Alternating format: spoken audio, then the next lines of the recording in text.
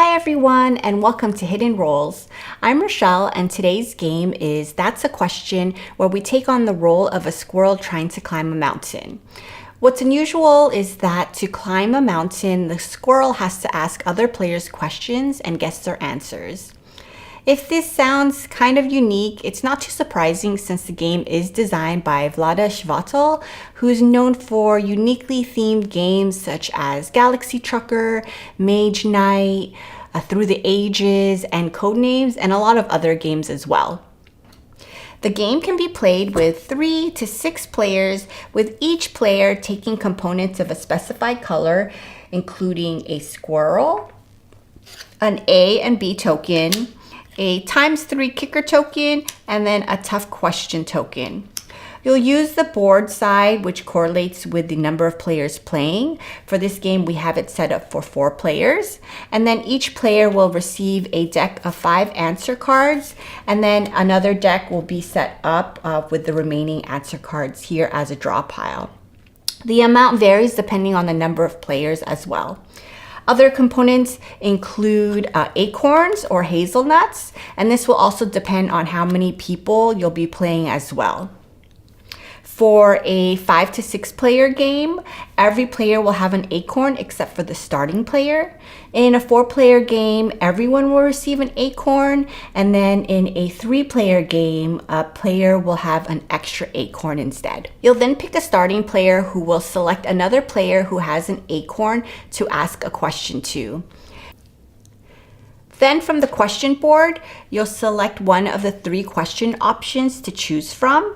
And then from your answer deck, you'll pick 2 of the cards to have as your answer options. When you're selecting the cards, you want to make sure that you're using the same color that matches with the question board. So for instance, you want to use the rippling blue with the rippling blue question, the grassy green with the grassy green question, and then the rocky red with the rocky red question. The answeree will then choose either the A token or the B token that matches the answer they would choose and place it face down. So let's just say I choose B. All the other players are the guessers, and they will select which answer they believe the answeree will have chosen as well and place those face down. All players, including the answeree with the correct answer token, will move their squirrel 1 space up. For every incorrect answer, the question giver will get to move their squirrel that many spaces up. A twist is that the guessers also have 2 special tokens that they can use during their guess. The ×3 token will allow them to move up 3 spaces instead of 1 for the correct answer, while the tough question one will let you move 1 space up for every other guesser who guessed incorrectly.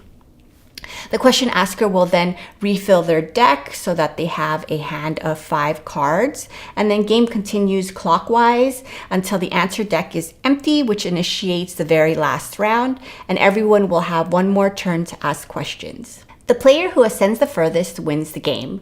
This game is a great game to play to get to know the other players. It's also a great way to kind of figure out who knows each other better, especially with spouses or a close-knit group of friends. I'll now hand it over to Brent, who will give you the pros and cons of the game. So we took on the roles of squirrels trying to climb up a mountain. Now let's talk about 3 things of what I think about the game. The first thing that I wanted to mention is actually a pro of this game, and I think it's really cool that this game lets you learn more about the people you're playing with. I think that each question you pose to other players really educates you on the personalities of these players. Even though the questions might be a little random, you're still learning something about the other players who you're playing with. I definitely think they're conversation starters. When you ask someone a question, you could end up talking about why the person answered the way they did for the next 5 to 10 minutes. It can get really interesting. So the second thing I wanted to mention about this game, while it might sound like a con, it's really just a neutral warning. I really don't want to hold this against the game because I'm actually fine with it and I actually think it's rather funny. But I could see how other people could be a little misled about the theme of this game. I know not everyone reads games so in depth before they purchase them, and I always wonder if there's a small amount of people out there buying a game in the hopes of playing a squirrel roaming up a mountain. And I do like the components of this game and everything like that. and everything that they've done in the game, but I just wanted to warn people that you won't be doing anything squirrely in this game, so I just wanted to call that out. The third thing that I want to mention in this game is actually another pro.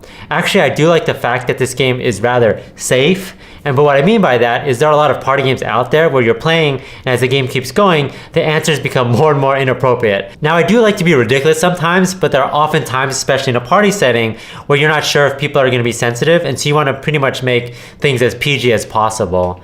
I think party games always tend to lean towards a direction where when they're progressing is everyone's just trying to make each other laugh by whoever can say the most ridiculous things. But in this game, I think it's definitely more controlled where people are trying to be actually thoughtful in the questions that they ask rather than just being as raunchy as possible. Overall, I think this is a fun and interesting party game. I really like the fact that you learn more about the other players you're playing with, and that the questions that get constructed always seem to surprise me. The possibilities are endless and people always end up being really clever on what they're asking other people. It's just one of those games where it doesn't really matter who wins because everyone in the end is having a good time. That's it for this episode of Before You Buy. Thanks for watching.